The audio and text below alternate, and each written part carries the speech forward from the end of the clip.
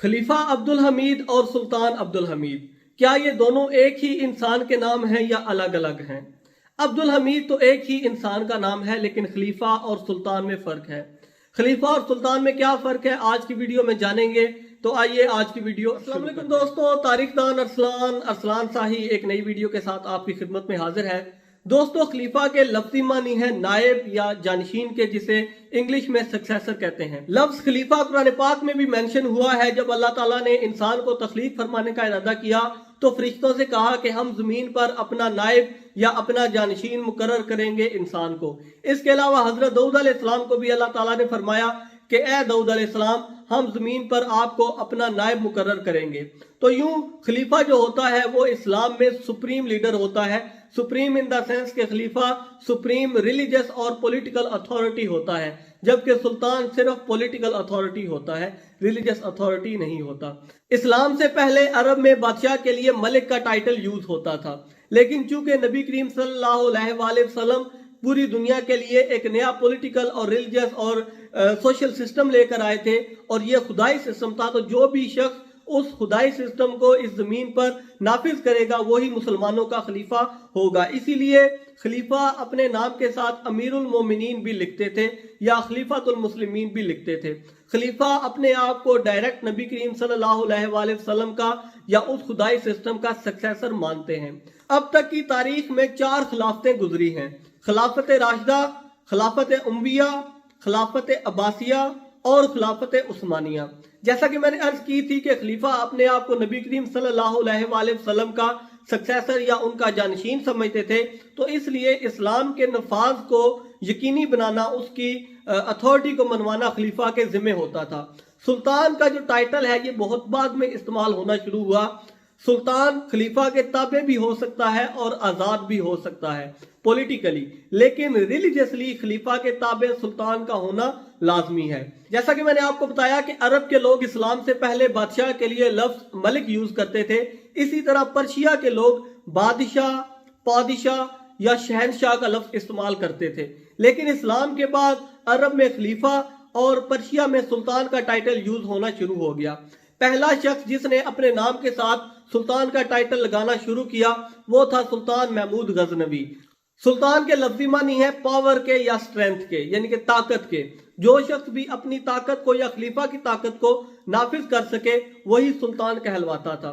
11वीं सदी में जब सल्जूकी तुर्कों ने बगदाद को फतह किया, जो कि खिलाफत अब्बासिया का दारुल हुकूमत था, तो इसके बाद भी उन्होंने खलीफा को ही सुप्रीम रिलीजियस अथॉरिटी डिक्लेयर कर दिया। लेकिन अब इस्लामी उलमा में इस बात की एक बहस छिड़ गई कि वो शख्स जो कि इस्लाम को नाफिज करने की पॉलिटिकल अथॉरिटी, पॉलिटिकल स्ट्रेंथ नहीं रखता, क्या वो अभी भी खलीफा कहलवाने के काबिल है या नहीं।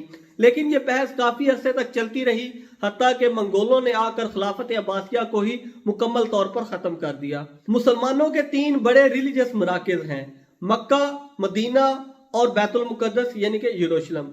अब जिस शख्स का कंट्रोल इन तीनों शहरों पर होता था वो हकीकी तौर पर खलीफा होता था। खिलाफत राशिदा के जमाने में बैतुल मुकद्दस फतह हो चुका था।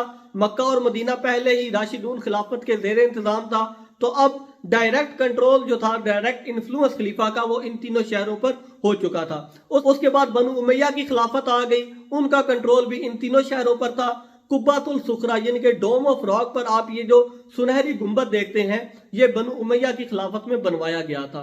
उसके बाद बनु अब्बास की खिलाफत आ गई, उनका कंट्रोल भी इन तीनों शहरों पर था।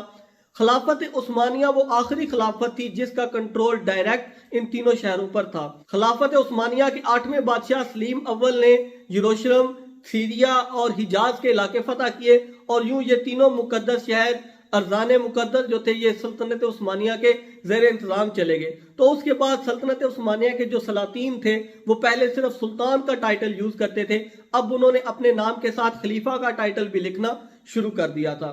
यूं उस्मानी वो पहले हुक्मरान थे जिन्होंने पर्शिया का सुल्तान और अरब का खलीफा अपने साथ मिला लिया था। लेकिन उस्मानी खिलाफत के 36 हुक्मरान गुजरे हैं, या उस्मानी सल्तनत के मैं यूं कहूंगा कि 36 हुक्मरान गुजरे हैं। इनमें से सिर्फ 28 जो थे वो खलीफा और सुल्तान दोनों थे।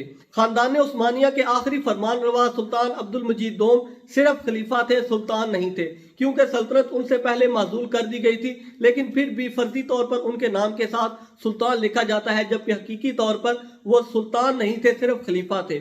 1924 में तुर्की ने खिलाफत भी माजूल कर दी। खिलाफत उस्मानिया के बाद पूरी दुनिया में कहीं भी कोई भी मुसलमान खिलाफत कायम नहीं हो सकी। हाँ, दाइश नामी एक दहशतगर्द तंजीम के लीडर अबू बकर बगदादी ने अपने आप को खलीफातुल मुस्लिमीन कहना शुरू कर दिया था, लेकिन उसकी हुकूमत ने जब मजलूमों और दाहकों का खून करना शुरू किया तो उलमा ने उसकी हुकूमत को या उसकी खिलाफत को तस्लीम नहीं किया था। यूं वो खलीफा नहीं तस्वुर होगा। और इस बात में हमारे लिए एक सबक भी है कि अगर हम हकीकी तौर पर पॉलिटिकली किसी भी खिलाफत को कायम नहीं कर सकेंगे तो इस तरह के शरपसंद अनासिर खड़े होते रहेंगे और इस्लाम को बदनाम करते रहेंगे, जो कि एक बहुत ही पाक मैं कहूँगा कि एक स्टेटस है, उसे अपने कंट्रोल में करने की कोशिश ऐसे शरपसंद अनासिर करते रहेंगे। खैर, अब वापस अपने मौजू पर आते हैं। जब उस्मानियों ने अपने नाम के साथ खलीफा और सुल्तान लिखना शुरू कर दिया तो अब अरब के हुक्मरानों ने अपने नाम के साथ हाकिम और अमीर लिखना शुरू कर दिया था। यूनाइटेड अरब एमिरेट, मुत्तहिदा अरब अमारात के जितने भी उनकी रियासतें हैं, उनके जो हुक्मरान हैं वो अमीर हैं। इस वक्त पूरी दुनिया में 2 इस्लामी सल्तनतें हैं, ओमान की सल्तनत और ब्रुनाई दारुल इस्लाम की सल्तनत। तो दोस्तों, ये था फर्क खलीफा और सुल्तान का। वीडियो पसंद आई हो तो कमेंट कर दीजिए, लाइक कर दीजिए, अपने दोस्तों के साथ शेयर कर दीजिए और सब्सक्राइब करना तो बिल्कुल नहीं भूलना। अगली किसी वीडियो में किसी नए टॉपिक के साथ आपकी खिदमत में हाजिर हूँगा। फिलहाल अरसलान साही को इजाजत दीजिए। अल्लाह हाफिज, फी अमानिल्लाह। दुआ में याद रखिएगा। शुक्रिया।